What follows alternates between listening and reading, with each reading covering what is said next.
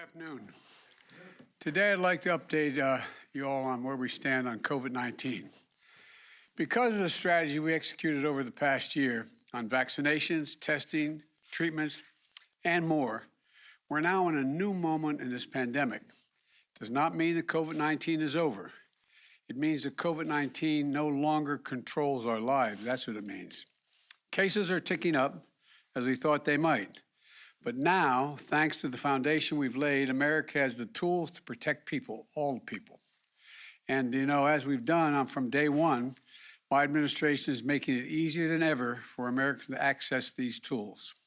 Today, I'm announcing the launch of COVID.gov, a one-stop shop where anyone in America can find what they need to navigate the virus. Free vaccines and boosters, free at-home tests, high-quality masks, and for the latest information about the level of COVID-19 spread in your community, you can get that immediately.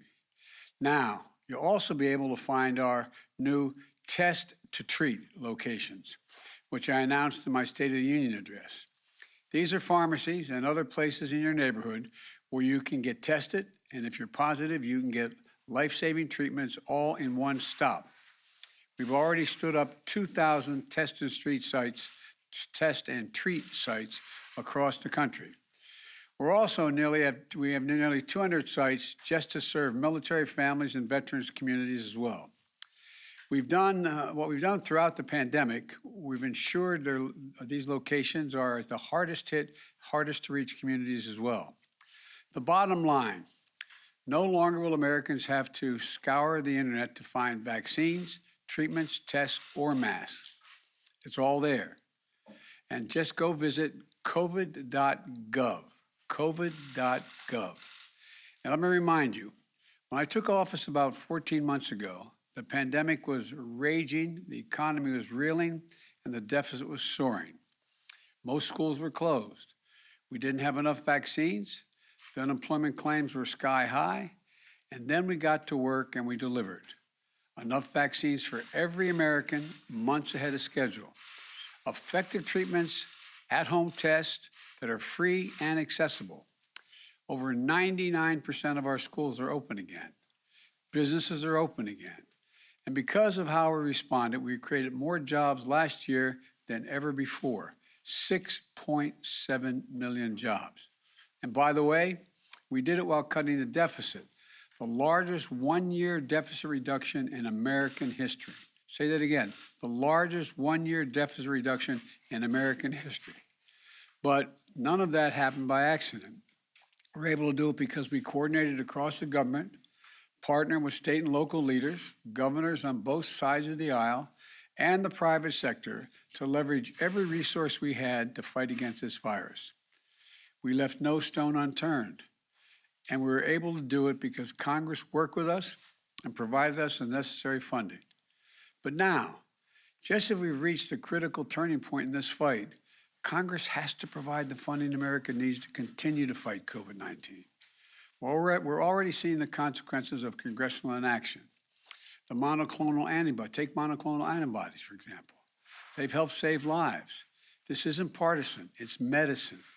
But Congress hasn't provided enough money to keep purchasing these monoclonal antibodies. We've had to cancel planned orders and cut the supply we're sending to the states. Without more funding, we'll start to run out of them by the end of May. We've also had to scale back our plan to purchase more preventive therapies for Americans who are immunocompromised. Critical tools to protect the most vulnerable among us. Without more funding, we risk running out of the supply by this fall. The same is true of testing. It took months to ramp up our testing capacity. The Omicron, we saw how vital it was. And we have enough tests on hand to weather the surge. But without funding, we're not going to be able to sustain the testing capacity beyond the month of June. And if we fail to invest, we leave ourselves vulnerable if another wave of the virus hits. Look, on vaccines, and most important tool in this fight, we're also running a risk. Yesterday, the Food and Drug Administration, the FDA, and the Center for Disease Control and Prevention, the CDC, authorized the fourth shot for those 50 years and older. We know boosters are critical to providing an additional level of protection. That's why I plan to get my second booster today, right here after I'm done speaking. If you haven't gotten your first booster, please don't wait. Do it today. Those who are 50 and older, as well as those who are immunocompromised, can now get even more protection than they have from the initial first doses. We have enough supply to give booster shots to those newly eligible individuals. But if Congress fails to act, we won't have the supply we need this fall to ensure the shots are available free, easily accessible for all Americans. Even worse, if we need a different vaccine for the future to combat a new variant, we're not going to have enough money to purchase it. We cannot allow that to happen. Congress, we need to secure additional supply now.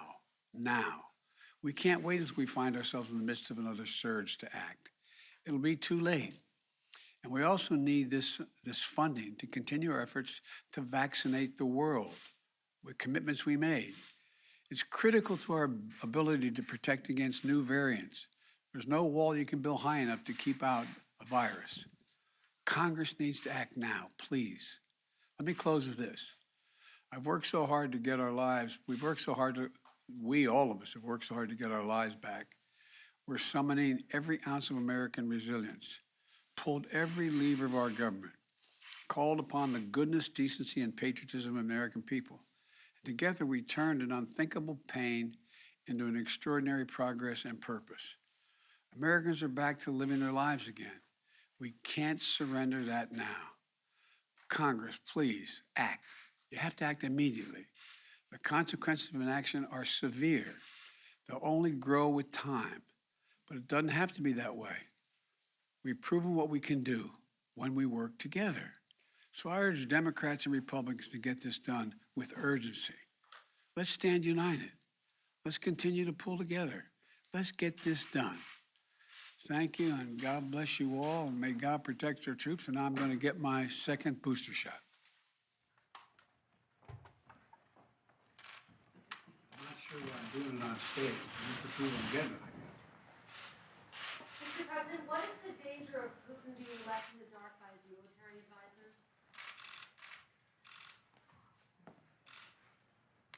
I'm reluctant to comment on that. Can you comment on the declassified intelligence that he doesn't trust his military leadership since it is declassified? No. Mr. President, is the U.S. willing to provide security guarantees to Ukraine as part of peace talks? Great. Is the U.S. willing to provide security guarantees to Ukraine as part of peace talks with Russia? Mr. President, are you going to extend Title 42? We'll have a decision on that soon. What did President Zelensky tell you about between rich and poor countries on vaccination will impact the fight against COVID here? What did President Zelensky The tell you about? difference between the gap About the vaccine. here. Under 5, are there enough funds to provide those vaccines for free? Mr. President. Mr. President, what did Are there enough funds about to provide negotiations vaccines in for Russia? those under 5? I've always thought that it discourages people getting the vaccination when they watch people get a needle in their arm. So I apologize for discouraging them. It didn't hurt a bit, and I was able to roll my sleeve up, and thank you all for very much.